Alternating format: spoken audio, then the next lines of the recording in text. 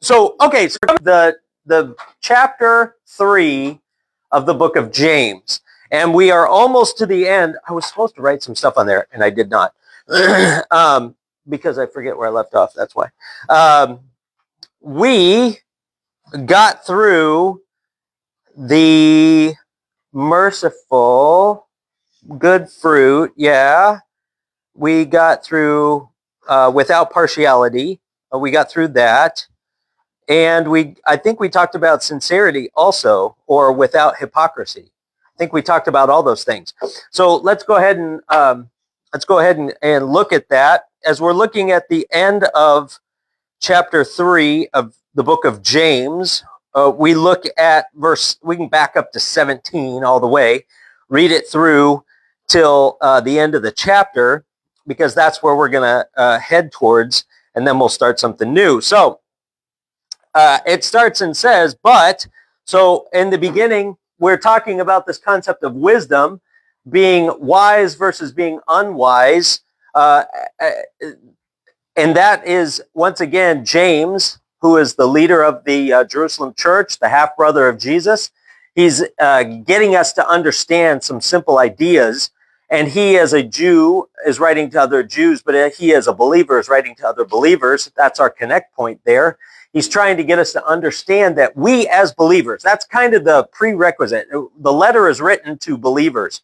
So if you're not a believer and you're reading this, you may think, how is this applying to me? Well, it kind of isn't to some degree. I mean, it is for sure, but he is writing as a believer to other believers. So the assumption is that you're a believer. And in that space, you can be very wise in the way that you live or being unwise in that place. And he just got done explaining what unwise looks like. And now he's starting to look at what wise is. And just so you know, I found this little circle thing. I made a chart. This is a circle thing. I have a circle thing that if you're interested in having, those circle things are there. It shows the fruits of being unwise and the fruits of being wise. And it gives you the exact same thing, but it's in a little circle chart instead of a chart like this. Whatever. Somebody made that. They were more clever than me or whatever. But anyway, here we go, that we have this. So what we're looking at here in verse 17 is he just talked about what being unwise is, but he starts off with verse 17, says, but the wisdom that is from above is first pure and peaceable, gentle, willing to yield, full of mercy and good fruits, without partiality and without hypocrisy. That's what we talked about. That's what the characteristics of being wise looks like. And now we get to the result. We get to the final part, because being unwise, we saw what the core of it is, the bitter jealousy and the selfish ambition, and what it kind of looks like in our lives. And then we got to see the results. It brings disorder and evil practices. Now we're to verse 18, where it is now going to describe to us what being wise is. So being wise has good conduct and good deeds. We got to see the characteristic of what that looks like in our lives. And now we get to see the result of the byproduct of actually living that wise life for the Lord. And it says there in verse 18, now the fruit of righteousness is sown in peace by those who make peace. And that's these 8 characteristics of what a wise person is results in this verse 18. And that's kind of a very much an important piece of important piece of the puzzle, because here, let me write verse 18. I didn't finish writing these, but I'm going to erase this in a minute anyway. So, all right, 18. The concept that we're looking at here is the byproduct. The main one here is peace. Peace. Peace there, that word peace refers to a rational harmony. Okay? Peace is a rational harmony. Lexi and I were just talking a second ago about how I felt like it was really quiet in here. And my view of it was, it's a little creepy. It's like too quiet. Like people are being really quiet. Like this is like a library or something. But that was my take. Lexi's take was, it is so peaceful. It's quiet. And that's what I said. I said, I used to have little kids too. I get it. When there's no noise, you're thinking, oh, this is so peaceful. And then later on, of course, we realize, yeah, somebody's probably hurt or trapped somewhere. But it's a relational harmony, a harmony between yourself and the Lord, a harmony between yourself and other people. It's a peace that we have with other people. That this concept is that we can when we are unwise, we're jealous and we're selfish and we're always trying to put ourselves above other people. Disorder and evil practices is the byproduct, is that result. But here, being wise, having a good conduct and good deeds, it results in peace. And I hope you can see how these are directly opposite to each other. Disorder and peace are polar opposites of each other. Polar opposites of each other. So wisdom comes in the idea that we are living for the Lord. And in that concept, good conducts and good deeds are the byproducts of that. And when that comes out, and the more we lean into it, then peace is the byproduct in our lives. All of us want it. All of us love it. All of us wake up every morning and go, man, I hope we have a good day. I hope today is peaceful, right? Nobody wakes up and goes, man, I hope things go crazy today. Nobody does that. But here we see that, all right? So this is the concept of the wisdom. Now, I hope that we can understand the simplicity of it. It's we have this huge structure that I wrote down, but the simplicity of it is do good, find peace. Lean into God. He'll lean into you. You find peace. We were talking about this in the men's Bible study yesterday, that why is it that the Bible always seems to repeat itself to us? It always tells us that we have to love our neighbor. It always tells us to have peace with each other. It always tells us to have unity with each other. These lessons seem to be a common thread, not just with the Pauline epistles, but with the general epistles like James that we're studying now, like in the Old Testament, in the New Testament. Everywhere you read it, you see the same thing, and it's a common thread. And we were talking about that why is it that we have to read these things over and over again? And the simple fact is that we aren't thick-headed. We are not able to learn things the first time around. How many times have you seen, like a parent talking to a kid and they're trying to do something? You're like, no. You have to repeat yourself. Why do you have to repeat yourself? Because they didn't hear you? Oh, they heard you. Okay? They heard you. All right? They heard you. They just needed to know the severity of what was going on. They needed to have it repeated, and they needed to have it drilled into their head. No. Okay? Until they finally embraced it. All right? When we read these common threads in the Bible, and it seems like it's repeated over and over again, and if you're reading scripture, or you're listening to a Bible study, or you're doing a Bible study on your own, or you're listening to a sermon, and you seem like all these guys are saying the same thing, chances are it's on purpose, because God is repeating these things to us so that we can be part of who we are, so that we can be wise in our walk with the Lord. All right? And that's an important piece of the puzzle. All right? Any thoughts, comments, questions? I'm going to erase this. If you were writing it down, you're in trouble. Are we done with it? We're done with it. We're going on. We're moving on. Okay, I forgot to put a couple of things on there, but he'll figure it out. He'll figure it out. Well, Chuck, I gotta defend Chuck. I gotta defend Donald a lot, so I gotta defend Chuck. Take a picture of that right there, or you can look it up on Facebook and then pause it. This is better. All right, I get it. It's better. Okay, so this is it right here. Sorry, guys, if you didn't get that all down there. It's that ship has sailed. And, man, one of these black ones does not want to erase. Look at that. I used that black one I think it's this one, maybe. Yeah, I think it's this one. No, it says dry erase on there, but it ain't dry erasing nothing. I do have a spray. I am prepared. I am a prepared man. Okay, so the next thing that we're going to talk about here is the beginning of chapter 4. And 4, I think I told you this last time, is that 4 is very unique in the idea that we are, man, that did not help a whole lot. I know. That did not clean up as well as I thought it was going to.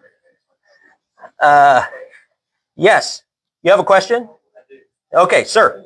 Shoot, because I'm just scrubbing. I totally understand amongst believers that peace in the sense of fire and it's like message. And I understand the desire for like personal inward peace. And I also understand the change of like 5 people as like the whole world. It's like, we're still going to be fine. And sin and nature. How do you apply between like believers and unbelievers? Which isn't to say that like you should go get rowdy with them or fight them. Right. But like, how do you have peace between believers and non-believers when it's also Christ like we have the times coming where you better sell what you have and pick up the sword because I'm not taking any living. Yeah. Well, I get what you're saying. So the Bible tells us a couple of things. It drills in our head that we need to love each other. Nowhere does it say that we have to be happy about the behavior that another person does, but we got to love each other. Why? Because we're all created in the image of God. He also says that it's not our place or not our position. Position is probably better. It's not our position to judge unbelievers because that's going to happen regardless. No matter what happens when the rubber meets the road, they either accept God or don't accept God, or accept Christ or don't accept Christ. You know what I'm saying? So it's not our position to judge them because God has given that position to Christ himself. That's what we read in Scripture. So we know that Christ is going to sort all that thing out. All right. So when we are having discussions with those people who do not believe like-mindedly that we do, it can become a point of contention. There's tension there, right? Well, I believe in this. Well, I believe in this. The Bible tells us the message of the cross is foolishness to those who are perishing. To us, it's the power of God. You know, there's definite things. Whenever we see, oh yeah, like that's, and I look for these, the maps that used to be here that are not there anymore. During Paul's missionary journeys, he's going around revealing the mystery of the body of Christ, the dispensation of the grace of God, where in times past you had to do everything within your power and work as hard as you possibly can just to have a smidgen of glimmer of hope to be in the favor of God, and it never ever lasted. But now faith in Jesus Christ brings about salvation to those who accept him, right? So the message he's giving is phenomenal. It's earth-shattering. It's something that's never been known, never been talked about, never been experienced before. Never. And the idea of it to some of the people back in those days, first century, they're like, nah, that's too easy. Because for the past 1,500 years, we've been working our tail off, and now you're telling me all I have to do is faith? No, that can't be, right? And whenever he'd go from place to place, he'd talk to people, and he'd reveal this message, and invariably there were always 2 groups of people. Not 3, only 2. Those who believed it and those who didn't. Those who believed it were all in and joyous. Those who didn't were violent. And that's the part that we're going to talk about here in chapter 4 of James. There there was never a middle ground where people are like, oh, well, okay, yeah, well, no. It was either yeah or absolutely not. And that's an issue because when you're talking to somebody and you want them to have the wonderful gift that you have of the grace of God, you want to tell them, you want to hear, God has promised this to you, right? This is something you have to look forward to. And they're like, no. And you're thinking, how dumb are you to not receive this? Like in your head, you're going, really? Like you'd rather just be stubborn and perish. But that is their choice. God has given us all the ability to make that choice.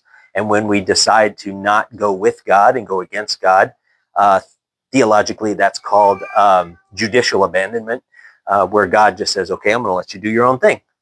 And because that's your ability to choose.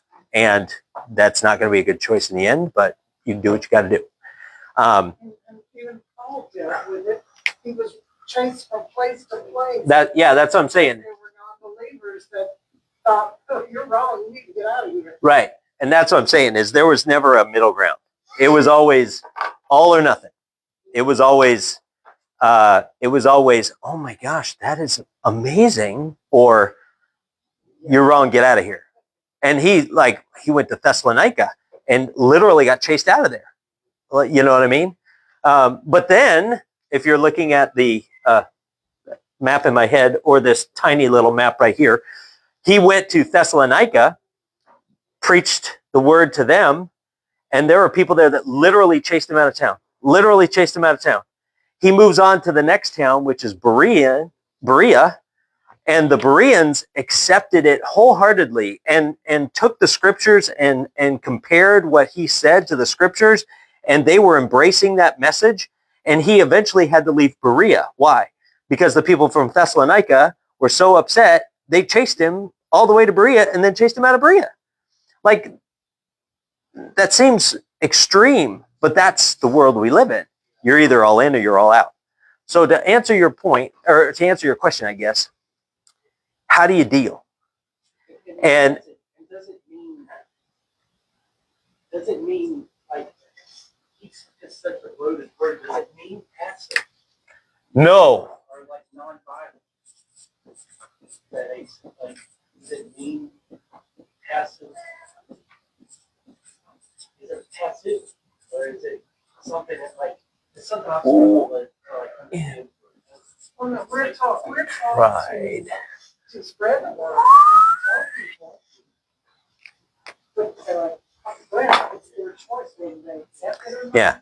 Yeah. But it doesn't mean we stand there and fight and argue with you. So We're to set an example. that's kind of crooked. That's kind of crooked. And then, like I say, to teach it, but So to answer your question, believe it or not, the next section that we're going to talk about in James 4, 1 through 10 talks about that. Talks a lot about that, which is, I want to be able to answer that, but I don't want to spoil it. And that's crooked. Sorry. The martyrdom that's going on in like Africa and stuff. It's like, at what point is it that people step in? Right. Put a stop to it? You know, sometimes in America, we have that. We live in this place where you can have that diversity and people have rights to do that. You go to China, they don't have that right. You know what I mean? And things like that. You got to have a church underground. Otherwise, if they find out who you are, you're going to be persecuted by the government. And that's how it was in the first century. That was how it was before the first century. That's how it was after, 3rd, 4th, 5th century. During the like I said, we're thick-headed. We don't learn from the history of past. And if you don't learn from history, you're doomed to repeat it. The reason why that's a saying is because it's true.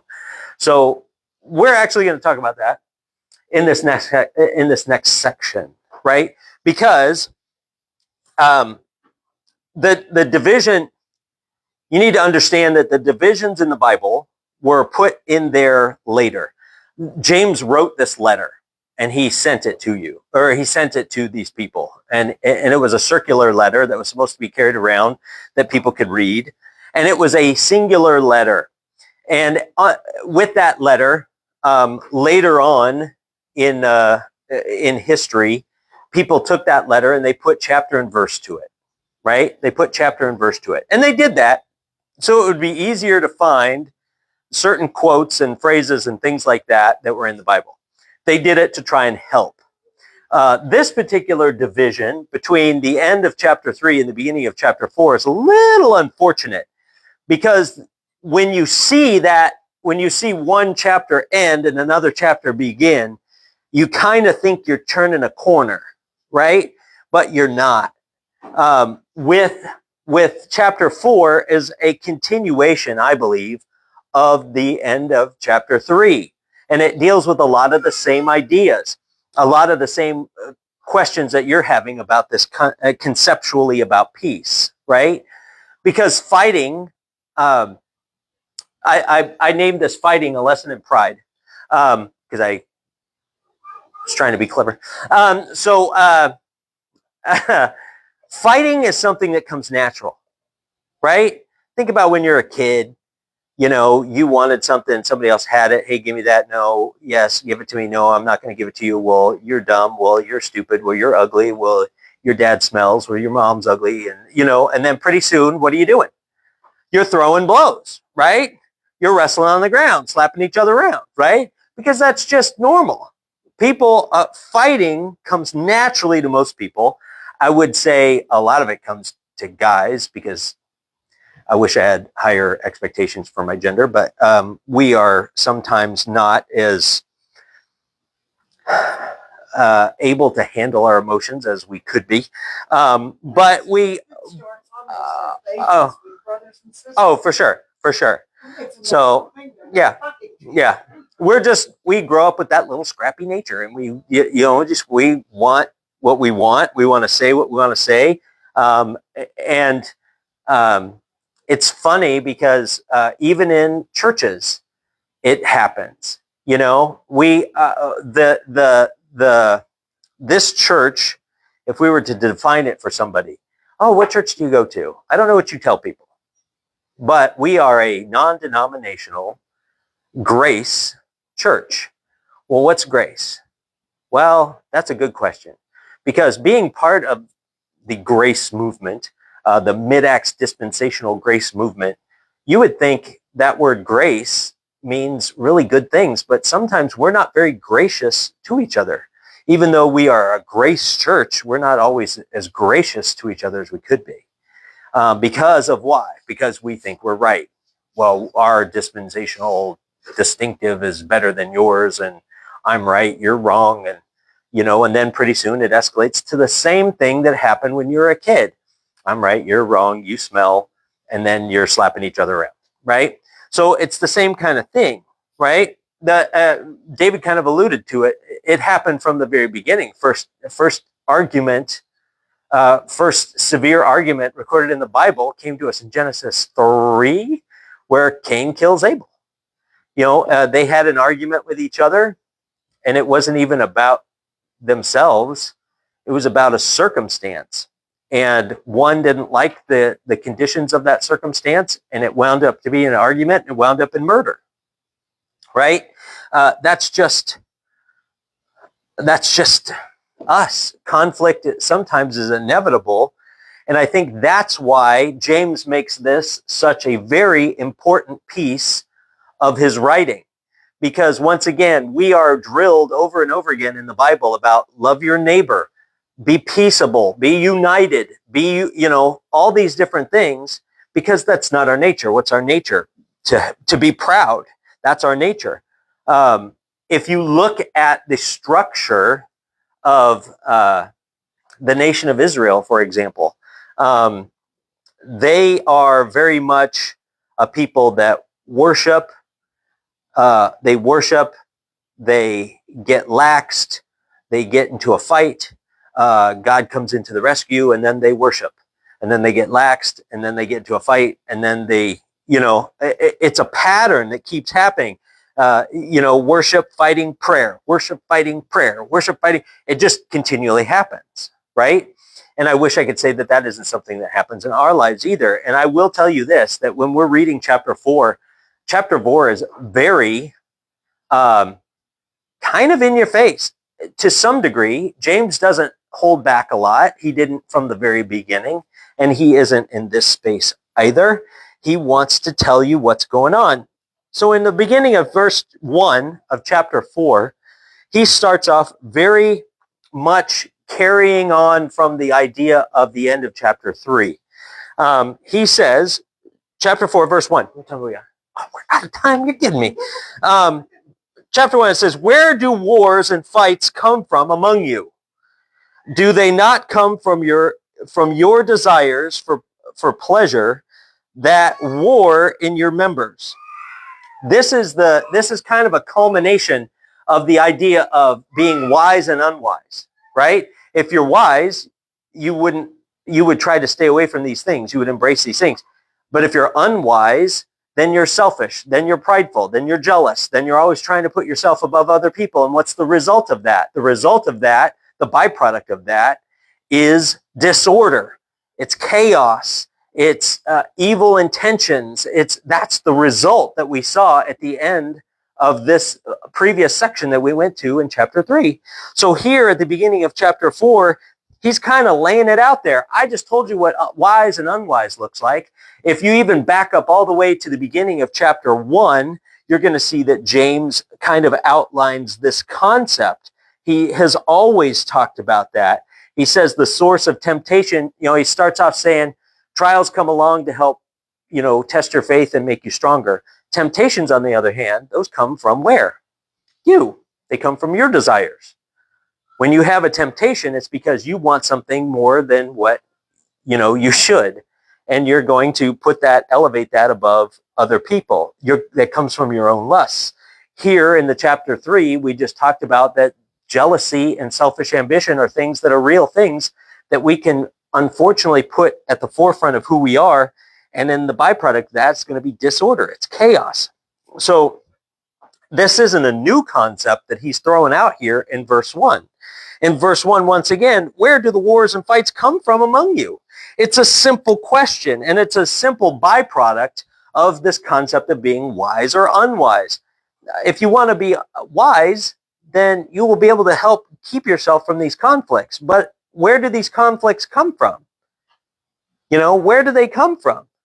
They come from the unwise person that's selfish, that's jealous, that puts themselves above others, right? And that's this concept that he's doing, that he's putting here.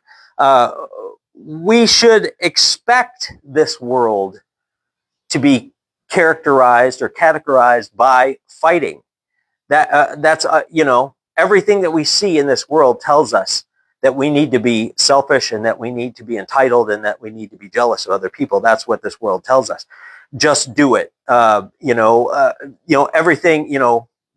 Put your first. Be the first one and always be the best and always try and strive to be better than the guy standing next to you. Everything in this world pushes you towards that, right? So here we see, and if you've ever played a sport, that's how you know. When I coach the kids, I try and develop them into the best player that they can possibly be. And if they're the best player they can possibly be, then naturally they will go, they'll play, they'll have fun, and hopefully they'll win. But inevitably, there's always going to be someone better. So what do? You just strive to be better. You just strive to be the best player you can be. You don't strive to put this other person down so that you can be. And when I played sports when I was younger, I wasn't always that guy. This guy is causing problems. This guy's really good, so I'm going to go take him out. That was my mentality. I'm going to go take this guy out. And then that way it'll throw him off his game or take him out of the game or something like that. That's a terrible attitude to have. But, sports have always been that way. Sports are that way. Marriages are that way. Politics are that way. Unfortunately, education is that way. You know what I'm saying? So it's just that everything is kind of geared to do that. So in this space, James is trying to get us to understand that those things, and we'll talk about this more next time because I'm out of time now, but these things derive directly from the turmoil that's inside us, our lusts, our desires. That's what causes it. Okay? If we were both playing nice, nobody would get into a fight about it, right? But invariably, somebody draws a line. I'm right, you're wrong. And then you have to start choosing sides. And then pretty soon, whoever has the biggest side or the most people following them becomes right and you become wrong. And that's not the way the world, that's the way the world works. But that's not how things really are. And that's not how God works at all. So, Think about every ad on television. They're geared to make us Yeah. selfish. for sure. So we'll talk more about this. I just wanted to give you an introduction to that. We'll jump right into it next time, what that looks like. And hopefully we'll be able to answer your question more, David. Sorry, we ran out of time. Oh, no, that's okay. But that's there for you. And if you want one of these handouts, I'll leave it right here on the table. Otherwise, let's pray and we'll be done. Dear Lord, thank you for this time that we could be here to look into your word and to understand how dangerous our own selfishness and our pride can be, not only to our own testimony, but to our Christian testimony. Dear Lord, I would ask that you would please challenge each one of us to live that wise life, one that is of unity, one that is of love, one that is of peace. And that comes from being humble and defining ourselves by you, not by the world's standards. So, dear Lord, help us and challenge us to do that. Help us to just have a good time in our church service today. And we ask it in your name. Amen.